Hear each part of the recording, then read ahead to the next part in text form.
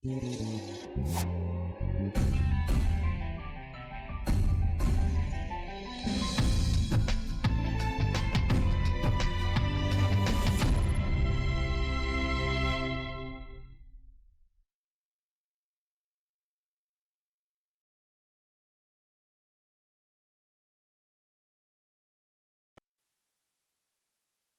d'abord, merci à l'Institut de recherche et d'études supérieures de Grenade, à la Fondation Moulineau et à l'Institut Avicenne des sciences humaines. Merci au professeur Mabel Bensala, directeur de l'Institut de m'avoir invité, je suis très sensible.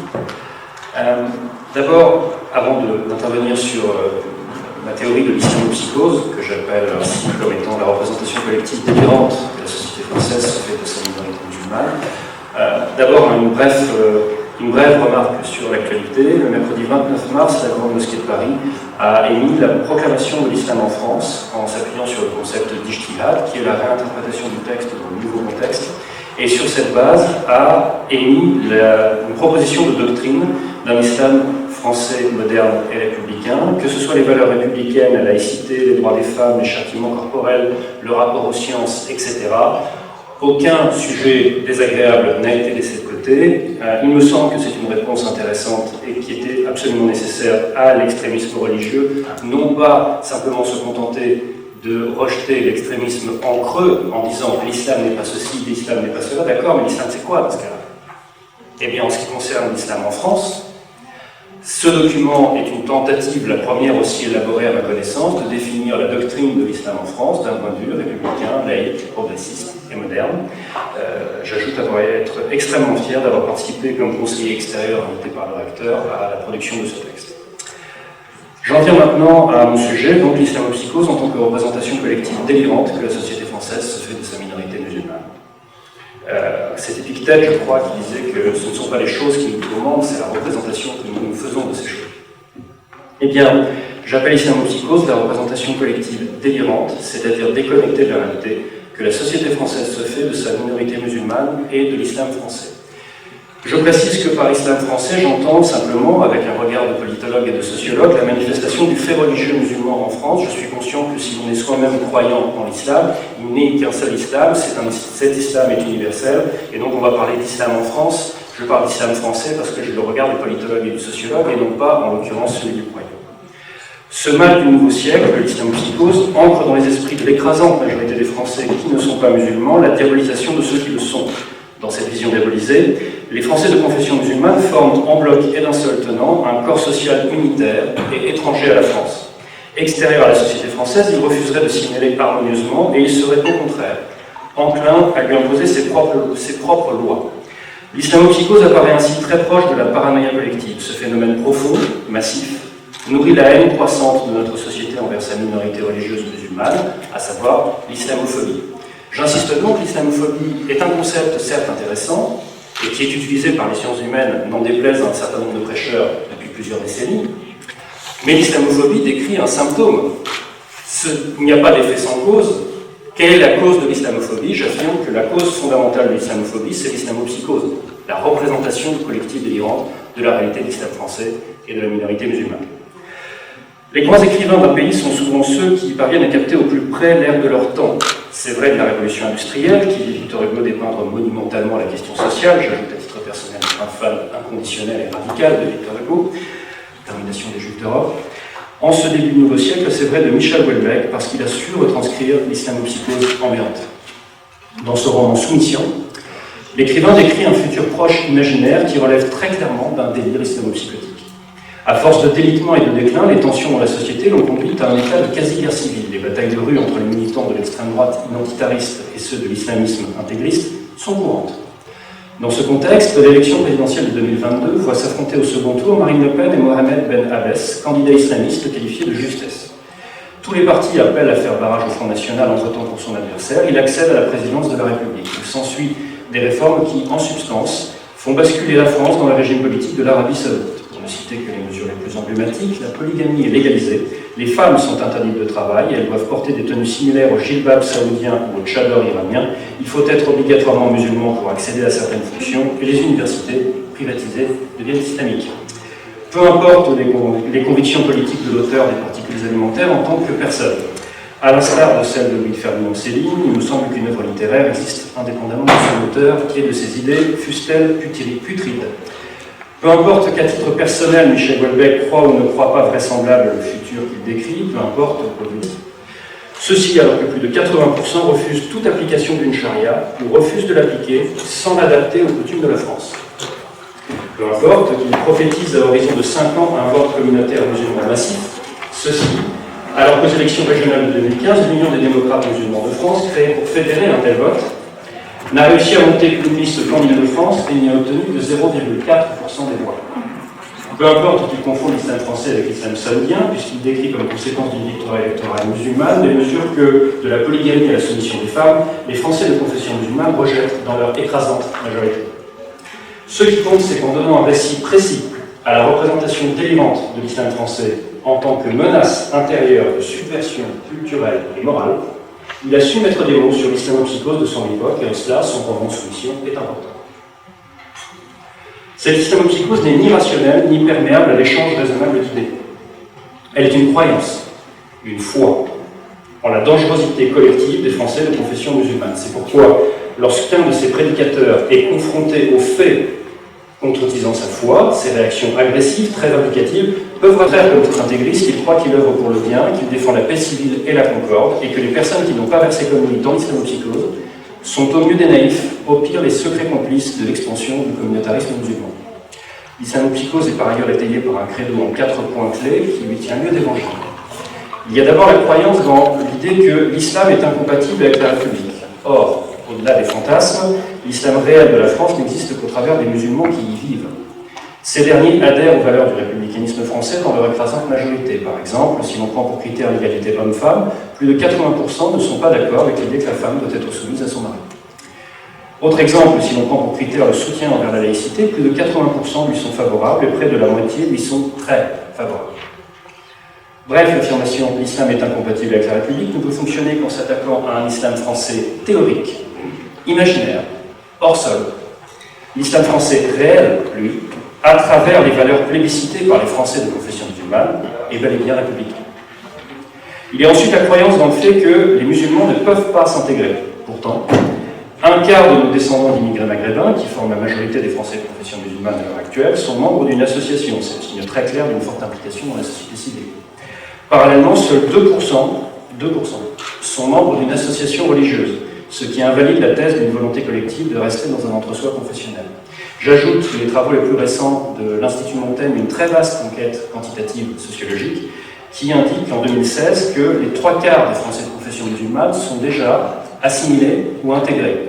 Je rappelle que, d'un point de vue sociologique, l'intégration, c'est quand vous gardez les mœurs, les coutumes, les systèmes de valeurs, les croyances de votre ethnie d'origine, mais que vous en supprimez délibérément et sans que ça ne vous pose aucun problème, tout ce qui est incompatible avec les valeurs, les principes, les lois, les coutumes du pays où vous êtes.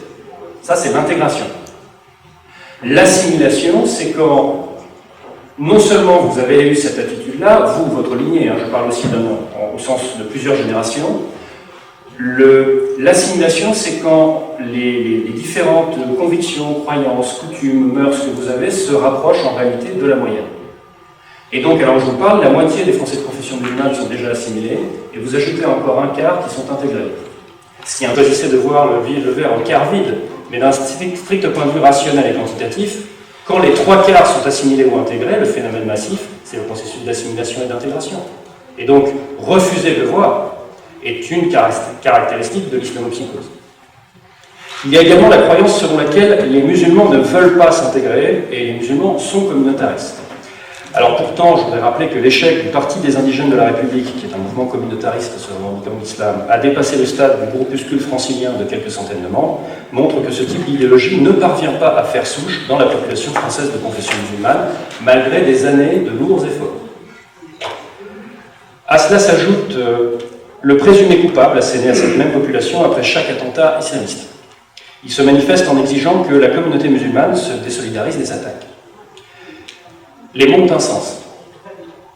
Les mots ont un sens. Si les Français de confession musulmane doivent se désolidariser, cela signifie qu'ils sont présumés solidaires du terrorisme jusqu'à preuve du contraire. Ce raisonnement est inquisitorial, présumé coupable et exiger de l'accusé qu'il prouve son innocence. Surtout, cela constitue un summum islamo-psychologique, puisque cela postule que tout Français de confession musulmane est a priori soupçonnable de sympathie terroriste. En cela, il constitue même l'expression la plus violente de l'islamopsychose. En tout cas dans le registre du langage. Je ne parle pas des tentatives d'incendie sur des mosquées, qui existent encore pas plus tard qu'au mois de janvier. La sommation de se désolidariser n'est pas la seule sémantique symptomatique de l'islamopsychose. Il est ainsi devenu parfaitement banal et courant de parler de la communauté musulmane. Pourtant, en France, mais la communauté musulmane unitaire et d'un seul tenant, ça n'existe pas. Ce qui existe, ce sont des citoyens français de confession musulmane très divers dans leur rapport à la foi. Leur piété va de la plus forte à la plus inexistante, leur spiritualité va du plus croyant à celui qui est devenu dubitatif, voire agnostique, et pour une infime minorité athée. Les courants de l'islam dans lesquels ils sont nés dépendent largement du pays d'origine de leur famille, des différences dans les rites, dans les valeurs, dans les systèmes de représentation. Les origines étrangères, qu'elles soient récentes ou ancestrales, se situent pour certains au Maghreb, pour d'autres en Afrique subsaharienne, pour d'autres encore en Turquie, et donc les mettre dans le même sac, c'est un déni de la réalité sociologique.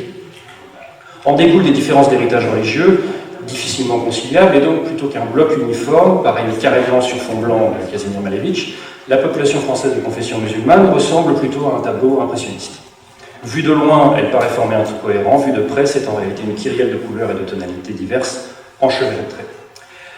L'expression islam radical est fréquemment employée pour désigner l'islamisme et le terrorisme qui s'en revendiquent. Je voudrais revenir sur ce point un instant. Elle aussi est révélatrice. Là encore, les mots ont un sens. Elle signifie que plus on est musulman, plus on est adepte d'une foi obscurantiste, que plus on est musulman, plus on est disposé à poser des bombes. Puisque plus on est adepte d'un islam radical, plus on a de chances de poser de bombes. C'est ça que ça veut dire islam radical, et c'est ça que ça veut dire radicalisation de l'islam. Ça veut dire que le stade ultime de l'accomplissement le plus total de l'islam, c'est poser des bombes et tuer des gens. Islam radical, ça veut dire ça. Radicalisation de l'islam, ça veut dire ça. C'est pour cela que, d'un strict point de vue rationnel, je ne peux pas adhérer à cette expression. L'islam, en réalité, se divise en de nombreuses branches, dont la multiplicité est tout à fait comparable à celle des branches du christianisme ou du judaïsme. Les conséquences de la radicalisation d'un musulman ne sont donc absolument pas les mêmes selon la branche dont il se réclame. Pour ne prendre que deux exemples, s'il adhère au wahhabisme, courant dominant en Arabie Saoudite, sous sa forme radicalisée, il peut effectivement devenir prêt à tuer ceux qui ne partagent pas sa foi. S'il adhère au malikisme, courant dominant au Maroc sous sa forme radicalisée, il deviendra, me semble-t-il, l'équivalent musulman d'un partisan des réformes progressistes de Vatican II chez les catholiques, c'est-à-dire un musulman progressiste. Bref, aborder le terrorisme islamiste en parlant d'islam radical, c'est méconnaître la diversité des écoles juridiques de cette religion. Alors, je passe, pour rester dans les temps, sur un certain nombre de stratagèmes idiots rhétoriques utilisés par les prêcheurs de l'islamopsychose.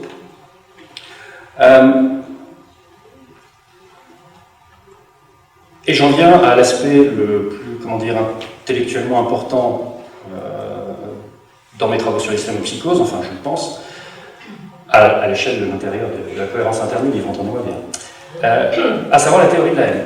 Au début des années 70, dans La violence et le sacré, René Girard conceptualisa trois grands états d'une société humaine dans son rapport à la violence. Le sacrifice humain ou animal correspond généralement aux sociétés les plus primitives.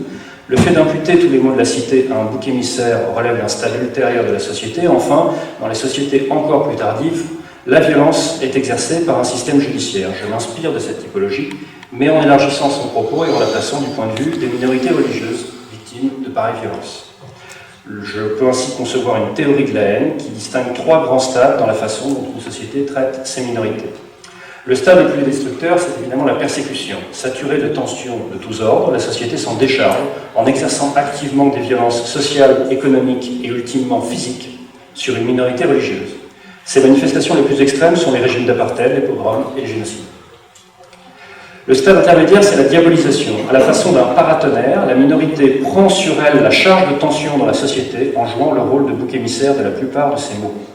Les manifestations courantes de ce stade sont les accusations publiques de toutes sortes envers cette minorité, ainsi que les mécanismes de discrimination et de relégation dans l'ordre économique et social. C'était par exemple la situation des Juifs dans la plupart des pays d'Europe occidentale à l'époque de l'affaire Dreyfus.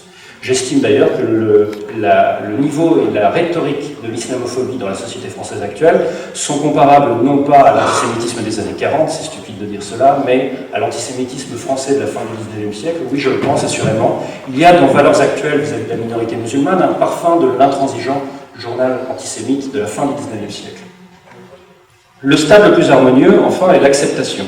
Les individus membres de la minorité sont traités à égalité de droits et de devoirs par rapport aux autres habitants de la cité, même si que la France de ce début du XXIe siècle a atteint un dangereux point de bascule entre la diabolisation et la persécution sous des formes socio-économiques nouvelles. Je vous remercie de votre attention.